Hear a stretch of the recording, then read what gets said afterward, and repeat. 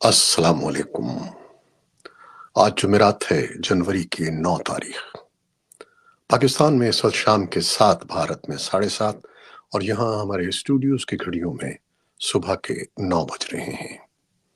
Voice of America Washington کی Urdu service سے میں ہوں خالد حمید، خبروں کے ایک بلیٹن کے ساتھ۔ امریکہ کے سابق صدر جیمی کارٹر کے اسٹیٹ فیونرل کی خبر سے آغاز کرتے ہیں۔ پاکستان، افغانستان، بھارت اور دنیا بھر سے ملنے والی اہم خبریں اس کے بعد پیش کی جائیں گی۔ سابق امریکی صدر جیمی کارٹر کو ان کے آبائی ریاست جارجیا میں سپرد خاک کرنے سے قبل آج واشنگٹن کے نیشنل کیتھیڈرل میں آخری رسومات ادا کی جائیں گی۔ کارٹر کے بعد آنے والے امریکی صدور Bill Clinton, George W Bush, Barack Obama, Donald Trump اور جو بائیڈن واشنگٹن میں ہونے والی آخری رسومات میں شرکت کر رہے ہیں۔ صدر بائیڈن آن جہانی صدر کو خراج عقیدت پیش کریں گے۔ جیمی کارٹر کا جسد خاکی دارالحکومت واشنگٹن ڈی سی کے کیپٹل روٹنڈا میں رکھا گیا تھا، جہاں سوگوار ان کے آخری دیدار کے لیے آئے ہیں۔ امریکہ کے نومنتخب صدر ڈونلڈ ٹرمپ اور خاتون اول میلانیا ٹرمپ نے سابق صدر جیمی کارٹر کو خراج عقیدت پیش کیا۔ جمعرات کو واشنگٹن نیشنل کیتھیڈرل میں آخری رسومات کے بعد سابق صدر کی تدفین ان کے آبائی علاقے پلینس میں کی جائے گی۔ جیمی کارٹر 29 دسمبر کو 100 برس کی عمر میں انتقال کر گئے تھے۔ پاکستان کے صوبہ بلوچستان کے ساحلی شہر گوادر کے نیو گوادر انٹرنیشنل ایئرپورٹ سے پہلی پرواز 10 جنوری کو مسقط کے لیے روانہ ہوگی۔ مبصرین کا خیال ہے کہ گوادر کا جدید ترین ایئرپورٹ چین پاکستان اقتصادی راہداری سی پیک کے تحت گوادر کو عالمی سطح کا تجارتی اور سیاحتی مرکز بنانے کی جانب ایک اہم قدم ہے۔ تاہم گوادر کے عوام ایئرپورٹ سے مقامی افراد کو روزگار کی عدم فراہمی پر تحفظات کا اظہار کر رہے ہیں۔ حکام کا کہنا ہے کہ گوادر بندرگاہ اور سی پیک کے ساتھ مل کر اس ایئرپورٹ سے بلوچستان میں اقتصادی سرگرمیوں کو بڑھایا جائے گا۔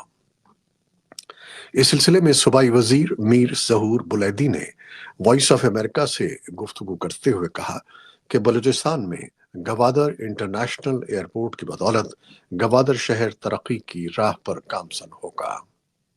ایک اور خبر میں بلوچستان کی تحصیل زہری میں کلدم بلوچ نیشنل لبریشن آرمی کے حملے کے بعد سرچ آپریشن جاری ہے، جبکہ علاقے میں سیکیورٹی بھی بڑھا دی گئی ہے۔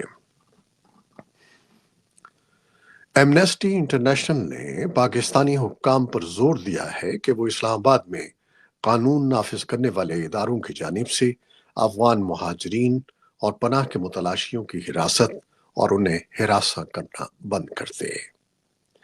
ایمنسٹی انٹرنیشنل نے اپنے ایکس پیج پر ایک بیان میں کہا کہ ایمنسٹی انٹرنیشنل کے جنوبی ایشیا کے ڈپٹی ریجنل ڈائریکٹر بابو رام پنت نے اس صورتحال کے بارے میں کہا ہے کہ اسلام آباد میں موجود تمام افغان پناہ گزینوں کے لیے ضروری ہے کہ وہ نو آبجیکشن سرٹیفکیٹ حاصل کریں۔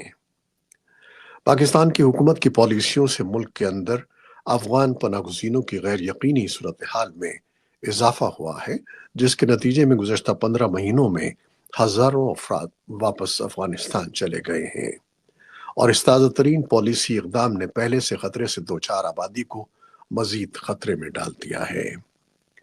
دوسری جانب پاکستان افغان افراد کی وطن واپسی کا جواز دیتے ہوئے سلامتی خدشات کا حوالہ دیتا ہے۔ بھارت اور طالبان کے درمیان پہلا اعلیٰ سطحی رابطہ قائم ہوا ہے۔ بھارت کے سیکرٹری خارجہ وکرم مسری نے بدھ کو دبئی میں افغانستان کے قائم مقام وزیر خارجہ مولوی عامر خان متقی سے ملاقات کی۔ فریقین نے انسانی اور ترقیاتی امداد، تجارت، کھیل، ثقافت اور علاقائی سیکیورٹی کے علاوہ چابہار پورٹ سمیت مختلف شعبوں میں باہمی تعاون کے سلسلے میں تبادلہ خیال کیا۔ بھارت کی وزارت خارجہ کے بیان کے مطابق سیکرٹری خارجہ نے دونوں ملکوں میں عوام کے درمیان تاریخی رشتوں کا ذکر کرتے ہوئے کہا کہ بھارت افغان عوام کی فوری ترقیاتی ضرورتوں پر اقدامات کے لیے تیار ہے۔ ملاقات کے بعد طالبان نے ایک بیان میں بھارت کو خطے کا اہم اور معاشی شراکت دار قرار دیا۔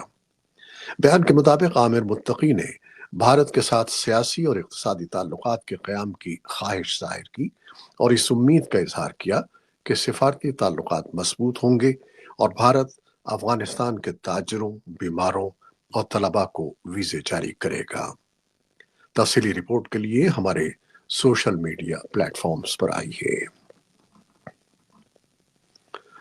امریکہ کی ریاست کیلیفورنیا کے شہر لاس اینجلیس کے جنگلات میں لگنے والی آگ بے قابو ہو چکی ہے اور بدھ کی شب آگ نے بالی ووڈ ہلز کو بھی اپنی لپیٹ میں لے لیا۔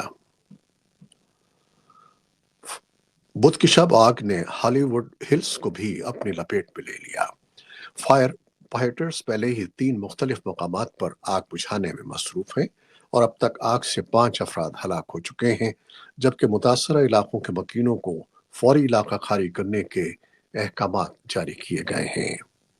آگ کے سبب جہاں کہیں سیلیبریٹیز کو اپنے گھر چھوڑنا پڑے ہیں، وہیں فلمی سرگرمیاں بھی متاثر ہوئی ہیں۔ امریکی اداکار اور پروڈیوسر جیمی لی کرٹس، گلوکارہ مینڈی مور اور کئی سیلیبریٹیز سمیت ہزاروں افراد آگ سے متاثرہ علاقوں سے نکل کر محفوظ مقامات پر جات لے گئے ہیں۔ آگ سے ہونے والی تباہی کو لاس اینجلیس کی تاریخ کی سب سے بڑی تباہی قرار دیا جا رہا ہے۔ سیرین آبزرویٹری فار ہیومن رائٹس نے بتایا ہے کہ شام کے شمالی علاقے منبج میں جمعرات کو ترکی کے حمایت یافتہ گروپوں اور کرد زیر قیادت فورسز کے درمیان لڑائی میں 37 افراد ہلاک ہو گئے ہیں۔ برطانیہ میں قائم سیرین آبزرویٹری فار ہیومن رائٹس نے اطلاع دی ہے کہ منبج کے دیہی علاقوں میں کرد زیر قیادت سیرین ڈیموکریٹک فورسز اور ترک پشت پناہی والی نیشنل آرمی کے دھڑوں کے درمیان شدید جھڑپیں ہوئیں۔ مرنے والوں میں بیشتر ترکی کے حمایت یافتہ جنگجو تھے۔ اور لبنان کے قانون سازوں نے فوج کے سربراہ جوزف اون کو صدر کے طور پر منتخب کیا ہے۔ اس منصب کے 2 سال خالی رہنے کے بعد جنگ زدہ ملک کو مالی بحران سے نکالنے کی جانب یہ ایک اہم قدم ہے۔ لبنان کے نئے صدر جوزف اون نے پارلیمنٹ میں حلف اٹھانے کے بعد قانون سازوں کو بتایا کہ ملک ایک نئے مرحلے میں داخل ہو رہا ہے۔ یوکرین کی فوج نے جمعرات کو کہا کہ اس نے ان 70 ڈرونز میں سے 46 کو مار گرایا ہے جو روسی افواج نے وسطی اور مشرقی یوکرین کے علاقوں میں استعمال کیے تھے۔ یوکرین کی فضائیہ نے بتایا کہ ڈرون کا ملبہ گرنے سے چرخاسی، خارکیف اور سومی علاقوں میں مکانات کو نقصان پہنچا۔ روس نے گزشتہ روز میزائلوں سے زپورژیا شہر پر حملہ کیا تھا، جس میں کم از کم 13 افراد ہلاک اور 30 زخمی ہو گئے۔ اور روس کی وزارت دفاع نے جمعرات کو کہا کہ اس نے روس اور یوکرین کی سرحد کے ساتھ بیلگراڈ، برانسک اور کرسنوڈار کے علاقوں سمیت 15 یوکرینی ڈرون مار گرائے ہیں۔ طبی ماہرین کا کہنا ہے کہ آیوڈین کی کمی جو گزشتہ صدی کا مسئلہ تھا، رواں صدی میں واپس آ رہا ہے۔ اس مسئلے کی وجہ سے پروسیس کیے ہوئے کھانوں کا بڑھتا ہوا استعمال ہے، جن میں اب آیوڈین شامل نہیں کی جاتی۔ محققین کچھ حاملہ خواتین میں بھی آیوڈین کی سطح میں کمی دیکھ رہے ہیں۔ یہی وجہ ہے کہ ان کے نوزائیدہ بچوں پر اس کمی کے اثرات کے بارے میں خدشات بڑھ رہے ہیں۔ کچھ ریسرچز سے تو یہ بھی سامنے آیا ہے کہ آیوڈین کی کمی سے متاثر بچوں کا آئی کیو کم ہوتا ہے اور وہ دیر سے بولنا شروع کرتے ہیں۔ جاپان میں محکمہ صحت کے حکام نے کہا ہے کہ جاپان کو دسمبر کے آخری ہفتے میں انفلوئنزا کی سب سے بڑی وبا کا سامنا ہے۔ یہ معلومات 25 سالہ ریکارڈ کی بنیاد پر دی گئی ہیں۔ وزارت صحت کے 5000 طبی کلینکوں سے جمع کیے گئے اعداد و شمار سے پتہ چلتا ہے کہ 23 سے 29 دسمبر تک 3,17,812 افراد میں فلو کی تشخیص ہوئی، جو سن 2023 میں اسی عرصے میں ریکارڈ کیے گئے 1,04,612 केसेस से 3 गुना ज्यादा है।